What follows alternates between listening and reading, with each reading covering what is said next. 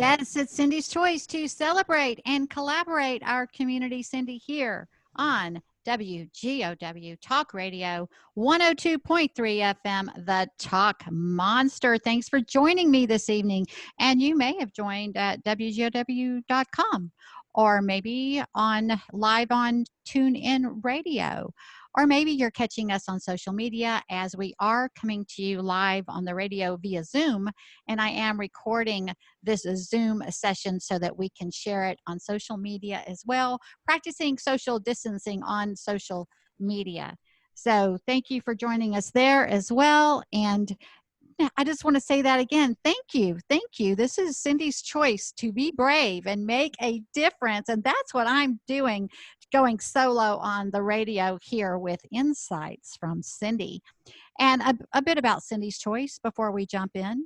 Cindy's choice is integrity-centric businesses that care. They care about the community. They want to contribute through collaboration. They honor me by trusting me to manage that collaboration.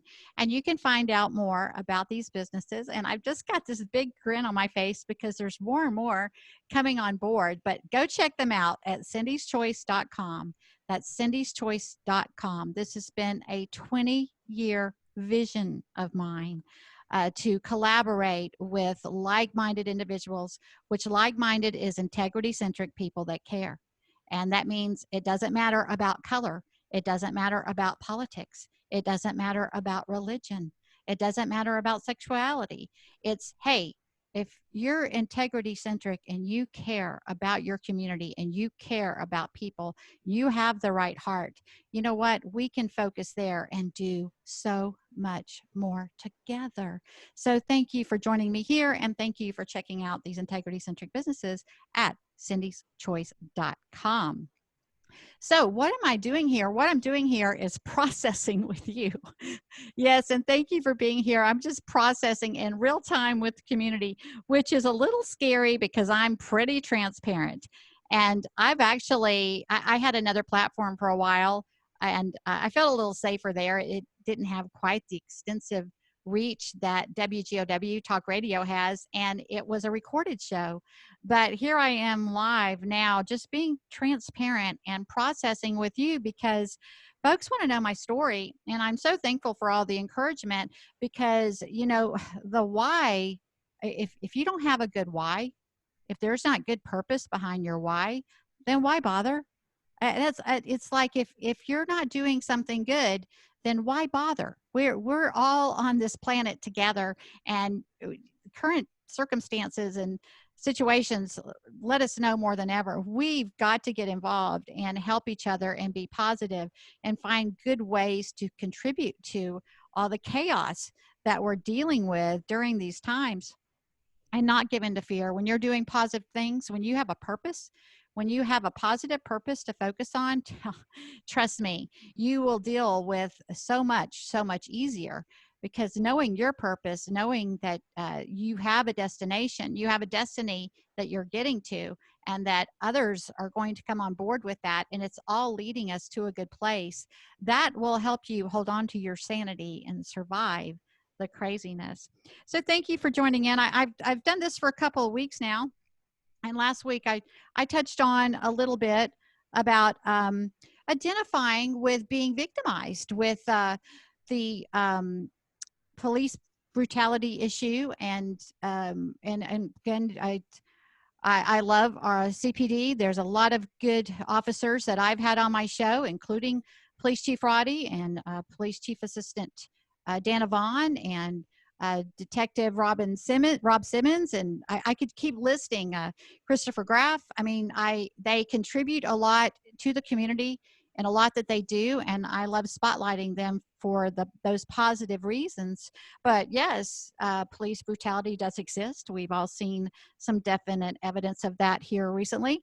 But it's such a sensitive issue. It's just so hard to deal with right now. But, you know, I have a platform and I can't be quiet. And there's purpose in the pain that I've had. There's purpose in pain. There's purpose in pain, and purpose will define you. So that pain is now defining what I want to do with my platform. There's some P's for you. But I kind of shared how getting my story out there, it was what we're dealing with is kind of helping me, because I was victimized as a child. I had a totally psychopathic mother, and that sounds horrible. I can feel the cringe across the airwaves when you call your mother a psychopath, but it's not personal. I didn't say I hate my mother. I didn't even say my mother was evil. I just stated a fact that my mother is psychopathic, and it caused for just major turmoil in my life. And it caused, it wasn't just like a horrendous childhood that affects you into adulthood. It warps your psyche. It conditions you very badly. So when you have a psychopath mother, and I don't even know who my biological father is. There was no father present.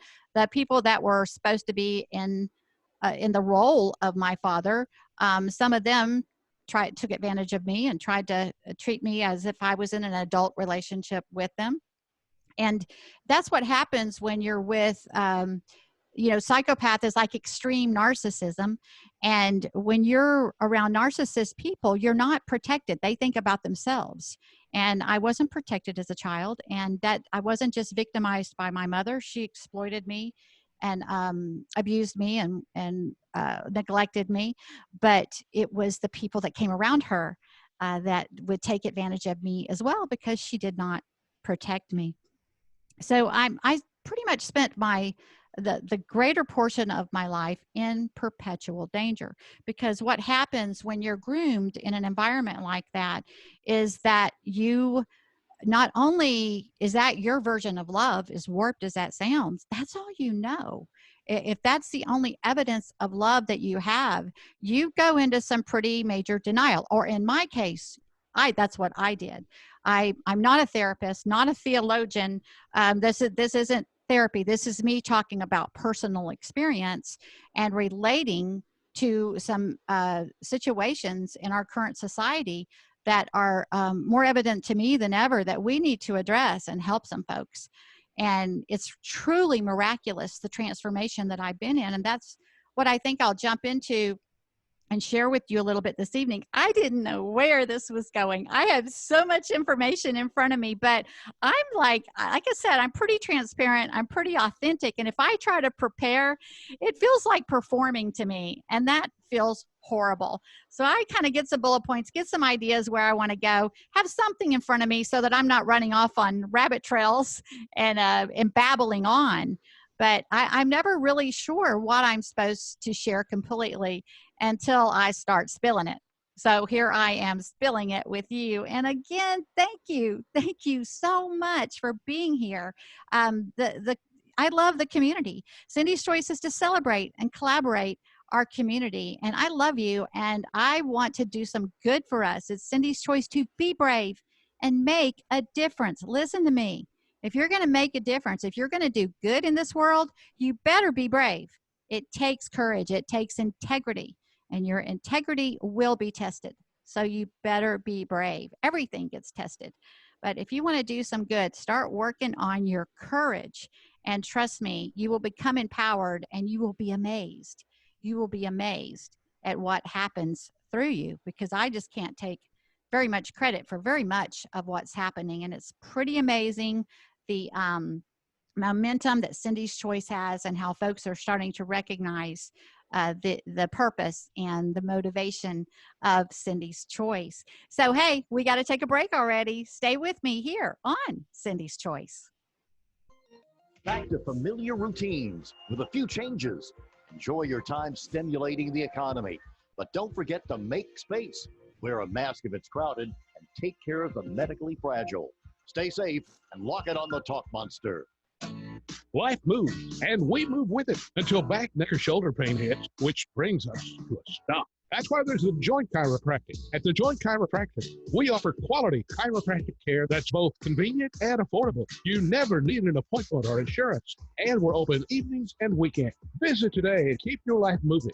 The $29 new patient special, including exam, consultation, and adjustment. Located in Hickson and Chattanooga's North Shore. Visit thejoint.com for details. Time passes quickly. Before you know it, children are grown, parents or grandparents are gone, and your family has changed forever. A Cancer family portrait can capture those family connections for many a lifetime to come. I am Cindy of Cindy's Choice, and Cancer photography is Cindy's Choice because Brad Kanzler is highly revered as a storyteller that uses photography to create distinctive portrait art. Find out more about owning a Kanzler at kanzlerphotography.com. That's kanzlerphotography.com. Right now, this pandemic has caused so many hardships. The government has extended the IRS filing deadline. You can't ignore your tax debt forever. Perfect Tax Relief can help. Call 855-930-4660. Make no mistake, if you owe back taxes, the IRS can seize your bank accounts, garnish your wages, even take your property. Many people are facing hardships, and right now is the best time to negotiate your debt. Call 855-930-4660 and let our team of tax resolution specialists. Cindy. Yes. So I can participate if you need me to, but I'll have to kind of be far away because I'll have to speak into the microphone if you want. If your gut hits you, if you feel like authentically you want to respond to something, that'd be awesome. But don't feel any pressure. Did you get that? Yeah. But authentically, if you want to respond or something, please jump in.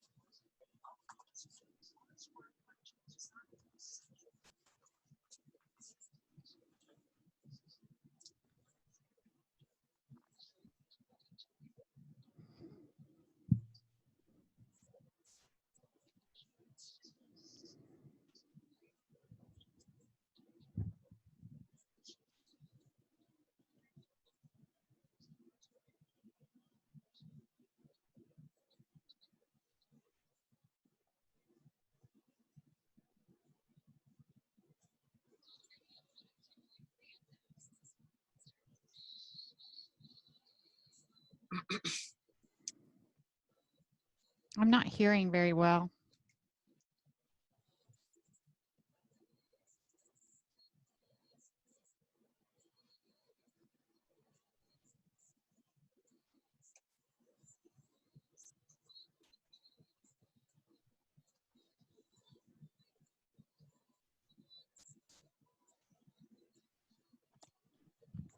We're back. Thank you so much. Thank you for hanging in here with us with Cindy's Choice. And I want to jump back in and continue. I was talking about kind of identifying with being victimized by people that are supposed to protect you, people that you're supposed to be able to trust, people that have authority over you. And that was my childhood. Again, it was just constant, perpetual danger when the people that are supposed to protect you are abusers and just cause more conflict in your life. It's traumatizing. And I want to speak to that a little bit. Like I said, that my mom psychopathic, and again, don't cringe when I say that. I know it's horrible to hear somebody say that about their mother, but it's just a fact. I don't hate my mother. I don't know how to hate. I don't have any hate in me. And that's common. I know there's a lot with so many platforms now. I know a lot of people use hate to get popular.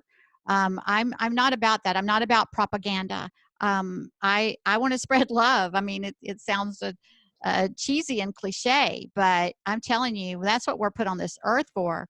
We're put on this earth to love God and love each other. So that is something I've been very intentional about instilling in my life, and I'm full of it. I am absolutely full of it. So I don't hate my mother. I don't even blame her. If I had that victim mentality, I would not be able to transform my life like I've been able to do. And a lot of you know that listen to me, I was literally homeless on the streets 5 years ago. I was alone, homeless on the very dicey inner city streets. And I'd faced homelessness for over a decade. Wow, shoot, what am I saying? I faced homelessness as a child. I was running away at a very early age to escape abuse. So my life started out pretty traumatic.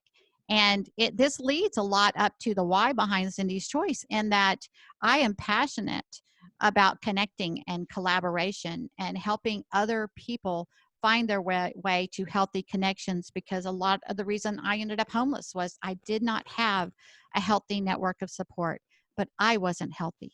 And I had to get healthy before I could attract better. But just to kind of keep me focused here, because I'm not a psychologist, not an expert, not a therapist, like I said, this is just personal experience. So I like to refer to like articles from the professionals. And I snagged a quick article here, The Psychopathic Mother. It's Psychology Today. A psychologist, Joni E. Johnston, wrote this. And I'm just going to read a couple paragraphs out of here just to kind of give you an idea where I'm coming from. And it'll just kind of help me offer some relevance with my own personal experiences. But here it says, research suggests that male and female psychopaths are a lot alike in terms of their core personalities. They are self-centered, deceptive, shallow emotionally, and lack empathy. They exploit others for self-serving reasons, lack remorse for their actions, and blame others for the consequences of their actions. Both also use their charm and physical appearance to manipulate others. Although women may use sex more often, the outright violence less often than men, female psychopaths are quite willing to resort to brutal violence to attain their needs when deceit, manipulation, and charm either fail or are not available. And that is something that brings up relevance in my story, because it wasn't when I would run away to escape the violence, I never, fought back or pushed back or yelled back or anything. That was my way of keeping things from escalating.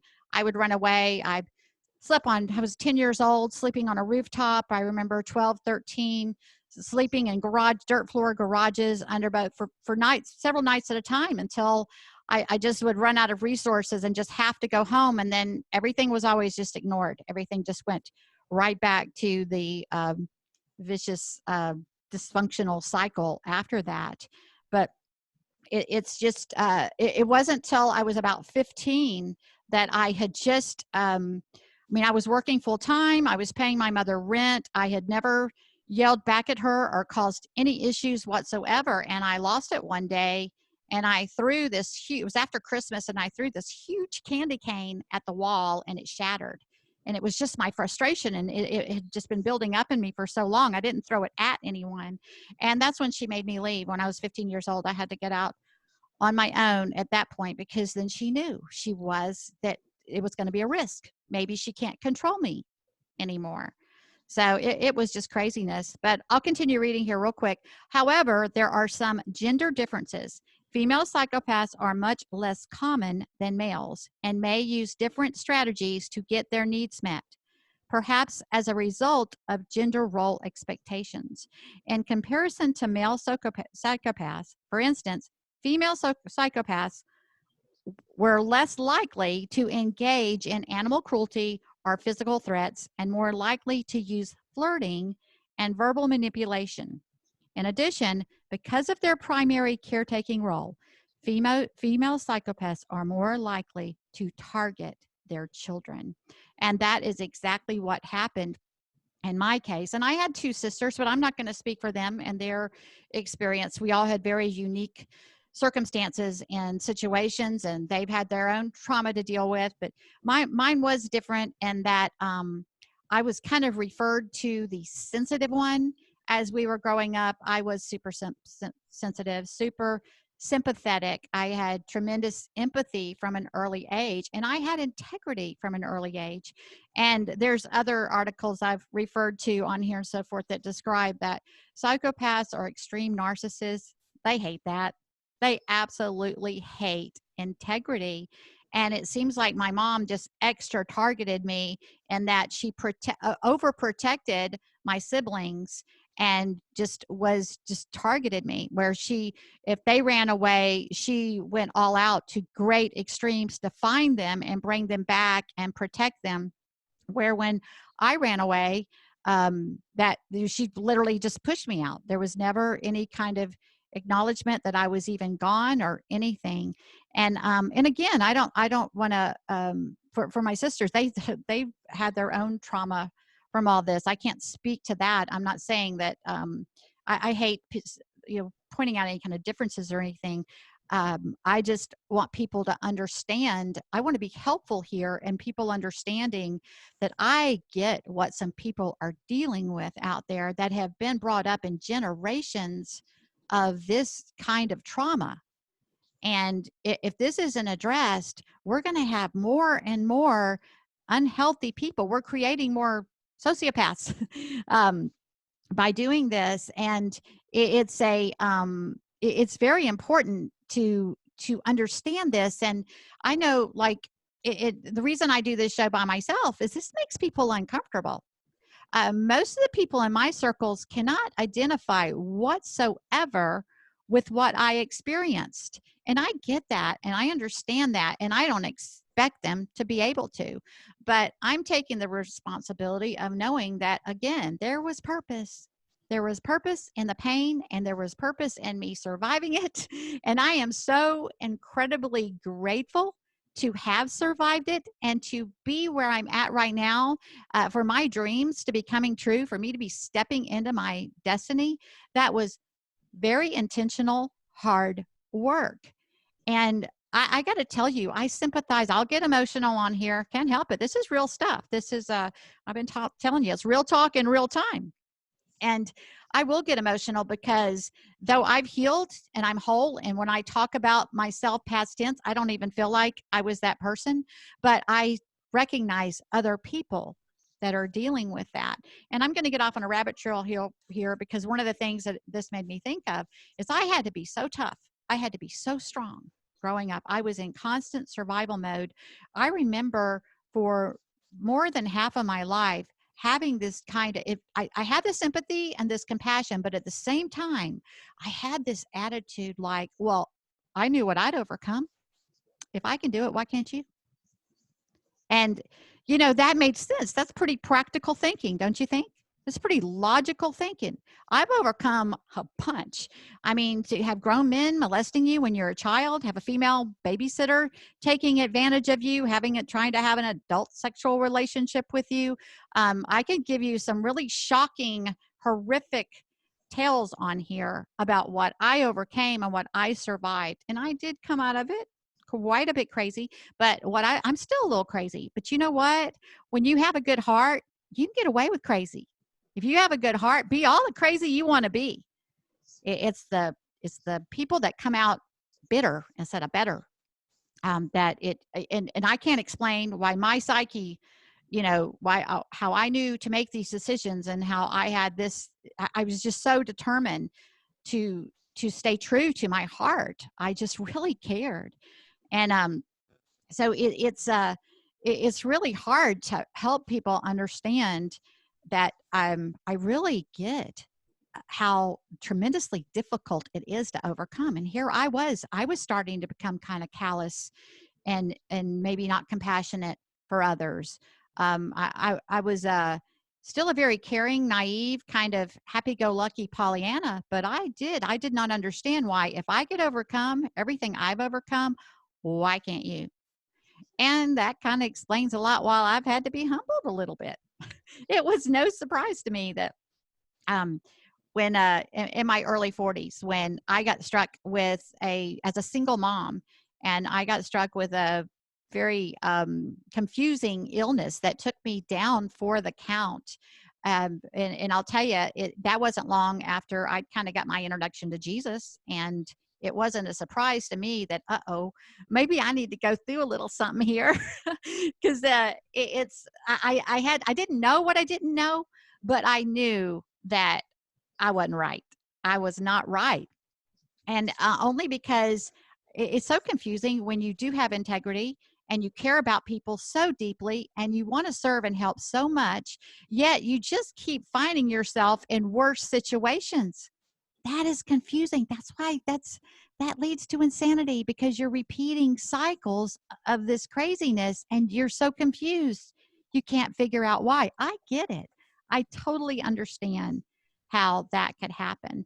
And what a lot that resulted in for me was PTSD.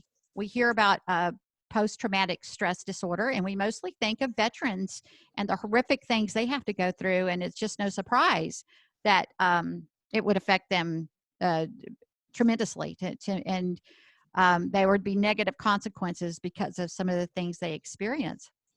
But for me, it's called complex PTSD that I've had to overcome. And there's a lot of people out there dealing with complex PTSD like I did for years, not having a clue there's anything wrong with them. And that's scary stuff. And I'm going to share more about that, but we got to go to break. So stay with me here on Cindy's Choice.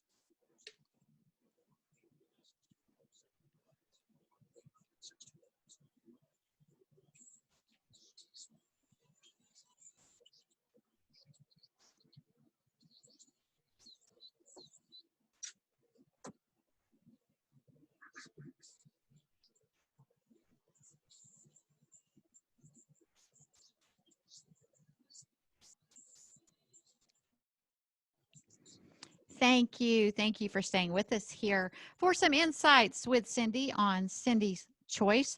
Ready to jump back in here as I was starting to talk about complex PTSD, because there's a lot of folks dealing with that and they don't have a clue that they're dealing with that. And that was me for many years, for decades. I did not know that was affecting me. But I want to jump back to this article again where I was reading about a psychopathic mother, because I was glancing at it while we were in the break. And I wanted to just share a little bit more about that so that you get what some folks are having to deal with. And maybe they won't be as extreme as the case of mine, but in many cases, it's way worse. It's way worse. And this is a psychopathic mother, which is a whole different, I think we do. It's like the article says, we hear more about the sociopathic father, and that's mostly what's ends up in prison. That's why there are a lot more men in prison. This is a more of an issue, because if you go with traditional gender traits, it's more of an issue with men, but it's a pretty vicious issue with women as well. And in my book, from what I've seen, it still amazes me. I recognized, starting to pick up some of these traits. But again, even as a child, I was very intentional and very aware not to be that way, that I knew my mom had some issues. I never blamed her. I mean, there was a few quick episodes where, like when I gave birth to my daughter and first got this incredible revelation, these like a ton of bricks falling on me, that of what a mother's love was supposed to be. And that set me kind of spiraling with some anger and depression and so forth. But for the most part, I was very intentional about not being that way. But there were some deeply, deeply rooted issues that I did not realize that were tripping me up left and right. But the article goes on to say, see what a good mother I am, because this is what is so tricky and so confusing about your kind of major narcissist or your kind of psychopathic, sociopathic personalities. My mom played Supermom. And when others are watching, she was Supermom when others were watching. She will make sure anyone who will listen knows what a great parent she is. In fact, she may come across as something as a martyr, a mother who sacrifices her own wants and needs for those of her offspring. Behind closed doors, though, she shows little or no genuine interest in nurturing or caring for the child and may subject the child to abuse or neglect. And it was extreme. I mean, I went without food as a child. I remember just one episode that just came to mind where we moved around a lot, and we'd had some neighbors in one neighborhood, and they were kind of aware of some of the mistreatment that was going on. So when we moved like blocks and blocks away, it was a long ways away, I remember being home alone with absolutely no food to eat. And when there was food, it was literally like white bread and jelly, and you just literally no protein ever, nothing healthy. It was just like a bare minimum to survive on. And I remember like a neighbor that, like an older teenage boy came by checking on this little 12-year-old girl, but thank goodness he was just really was concerned about me, because he knew that I was left without food a lot. And sure enough, he got there. I'm home alone, nothing to eat. And I just remember us walking around the corner down the road a little bit to a 7-Eleven convenience store. And my next memory is standing literally outside of that 7-Eleven eating tuna out of a can. I must have been just craving protein like nothing else. And that was probably like, the healthiest kind of most closest thing we could find to a meal in a 7-Eleven at the time. I don't remember the details, but those particular moments stand out to me vividly. I could just go on forever about just literally not even being fed. And again, that I was left home alone extensively. Then when she was home, I was walking on eggshells because I did not want to trigger episodes so that she would start being abusive with me and beating me, and then I'd have to run away. So it was just a constant thing. And the article goes on to say, the psychopathic mother doesn't see her child as a separate person. Instead, the child is viewed as a personal possession whose sole purpose is to meet her mother's needs. Mother-child interactions are very controlling, and any affection is tied to behavior that feeds the mother's ego. Natural resistance or rebellion or the part on the part of the child is viewed as betrayal and is met with harsh criticism or punishment to bring him or her back in line. In fact, she cannot allow her child to develop normally because of her need to mold him or her into exactly who she wants. And she desperately tried to corrupt me. She exploited me. She handed me over to pedophiles. She took me to bars when I was very young. It was a horrendous thing. And, I'm sitting here and I'm saying this out loud on the radio, and it's like, oh my gosh, this really happened. This really happened. It seems like fiction now to me. And, I got to tell you, to be at a place where I can look back and talk about that. And it's not easy. That's why I say Cindy's choice is to be brave and make a difference. But if I don't get vulnerable, if I don't start helping you understand, I know a little something in this area, then I'm not going to be able to help you understand a lot of what we're dealing with in our society and what's going to get worse if we don't start leading with love. We've got to. I love it. Mark Height joined me on the show last Wednesday, and thank you again, Mark Height. He's so awesome coming on board to support Cindy's choice like he is, and that's Mark Height of the Mark Height team, Keller Williams Downtown Realtors. And he says, lead with seeking to understand. And I was like, ooh, I love that. I'm going to steal that, Mark, because we've got to lead with love and seeking to understand. We just don't know. We just don't know what others are dealing with and going through. So I kind of wanted to read a little definition here of complex PTSD. And that's a lot what's developing when you're in perpetual danger like that. And it says PTSD typically results from short-lived trauma or traumas of time-limited duration. Complex PTSD stems from chronic, long-term exposure to trauma in which a victim has limited belief it will ever end or cannot foresee a time that it might. I'm going to read that again. Exposure to trauma in which a victim has limited belief it will ever end or cannot foresee a time that it might. This can include child abuse, long-term domestic violence, being held in captivity, living in crisis conditions, a war zone, child exploitation, human trafficking, and more.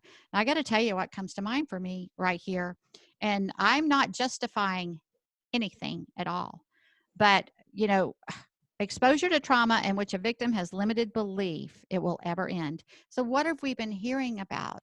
This, me processing here with you is helping me even go to a deeper level of understanding about what the Black people are trying to help us understand. That this has been going on for so long. It's conditioning so many in their culture to have this kind of perspective. And it's not even a perspective that you choose. This is a conditioning. This is a groom. This is a mental condition, and I can say that because I've had this mental condition.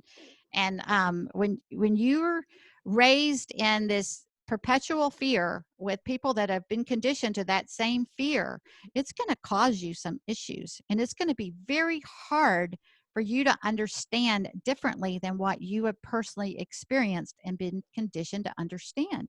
Now, again, not justifying anything. I'm focused on one thing here and just seeking to understand. I'm leading with love, and I'm seeking to understand based on my own personal experience. I don't ever, not ever, try to identify or relate with walking in anyone else's shoes. You just can't do that. You can just never know what anyone is dealing with. We're all on our own personal journey. And that's a lot what I'm using this platform to talk about. I've been on a journey, let me tell you, but it's led to a really good place. And now wouldn't believe the process it's taken for me to get to a place where I can share so freely. It has been, I'm telling you, people have encouraged me, they pushed me, and it's not about me. It's my passion and my desire. I can't help others if I don't get this out there.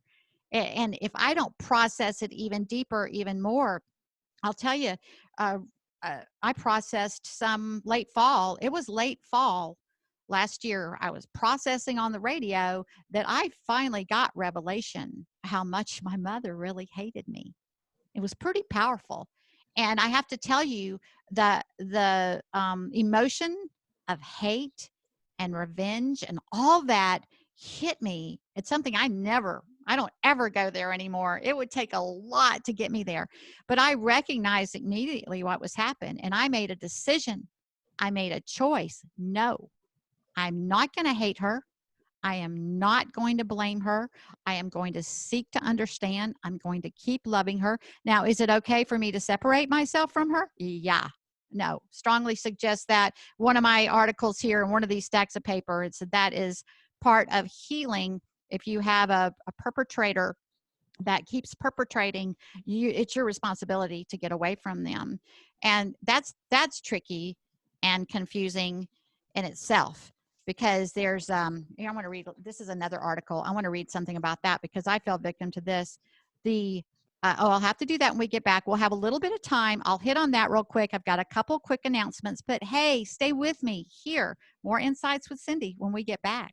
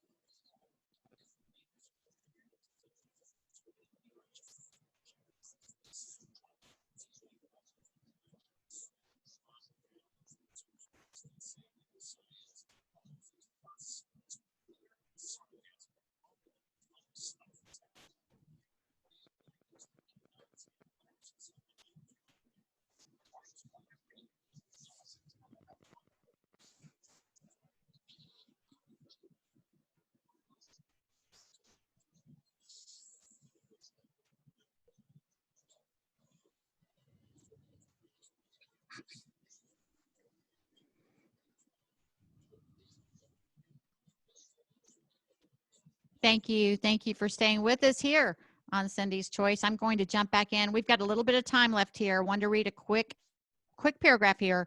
The perception of one's perpetrators. This can be one of the most insidious battles for some survivors with complex PTSD. Even if it seems crystal clear to those on the outside, victims of such prolonged trauma may eventually surrender, assuming their abuser's total power over them, possibly even maintaining this belief once they're free. This was me. I'll always be under their thumb. They call all the shots. They may even know what's best for me more than I ever will. Others may feel deep sadness and profound guilt, or just the thought of leaving them. That was me. I was just riddled with horrible guilt if I didn't take care of my mother, including long after they've successfully left, if they were able to leave. Some may remain transfixed by their abuser's charming side or the warm public persona that everyone loves. It may feel truly impossible to think ill of them. Many hold a constant longing for their abusers to just love them. Can you imagine? Of course you're going to do that when it's your mother. Craving their praise well into adulthood, slaving away in their personal lives just to make them proud. I did that for 30 years and even longer than that, for much longer. But when I had my daughter at age 30, it was a major, major revelation to me. It just yanked me out of denial. It was very traumatic. It just turned my world upside down because I didn't know how to process everything that had happened to me. But I'm going to keep talking about this every Friday, Insights with Cindy. I want to definitely say, I had to suffer the consequences of my ignorance, of my bad conditioning, of my confusion and misunderstanding of why I was trying so hard in life, and that I had such compassion and empathy and was trying my best to have integrity. And my life was a constant cycle of defeat. I just can't. We'll be touching on the trauma, the abusive situations, the homelessness, and so forth that I dealt with as an adult. But I want you to understand this, because there are some people in some major, major bad psyche because of this kind of conditioning, and I don't know how to help. But I know it starts here. It starts with seeking to understand. It starts with leading with love, and it starts with me being brave and making a difference by being vulnerable and starting to kind of open up the conversation. And I'm hearing a lot about that, and I'm going to do my part. Hey, thank you. Thank you for joining me. I want to thank Mark Hyde again for coming on board with me and coming on the show last Wednesday and encouraging more businesses to come on board with Cindy's Choice. We'll be talking about that again this Wednesday with Ivan Meisner, who's the founder of BNI Business Network International. That's pretty exciting to have him joining us on Wednesday. Hey, thank you, ChattanoogaBreakfastRotary.com. They've invited me to speak on June 15th, and I do get invited to share more about my story of transitioning off the streets, literally navigated my way. When you navigate and network your way off the streets to start a movement of sorts, hey, it goes way deeper than grassroots. So thank you for tuning in tonight. Tune in the morning, Outside with Cindy. Hey, Dr. Justin from the Joint Chiropractic, a Cindy's Choice Select service that you'll find at cindyschoice.com. Dr. Justin's back in the Zoom studio with me. We're welcoming Steve Carter of Fleet Feet. They're both over there at the North Shore, and I'm very, very excited to have them on, helping me encourage folks to get outside and get active in our wonderful outdoor scenic city. And that's Saturday. I covered Wednesday. Next Friday, I'll be back here. Hey, I get to follow those crazy guys on Sport Talk. Kurt's been on this week. I love hearing Kurt. I love hearing Kurt and Cowboy together, but Kurt and Quake are great together. And then all those guys, they do such a good job. They keep us laughing at a time we really do need to laugh. They're even more humorous now. They have to be funny because there's no sports to talk about. So tune into those guys 3 to 7 every afternoon, and keep tuning in here. And thank you. I just appreciate your support. This is I'm celebrating and collaborating this community. By God, it's going to happen, and we're going to do some good, and we're going to come out of this COVID and these tornado damage and these riots and this trauma. We're going to come out of this stronger and better, Chattanooga. Nooga Strong 2020, Cindy'sChoice.com. Go follow me. Go like my page, Cindy's Choice. Thank you. And thank you, Kurt, for producing. And that's a wrap.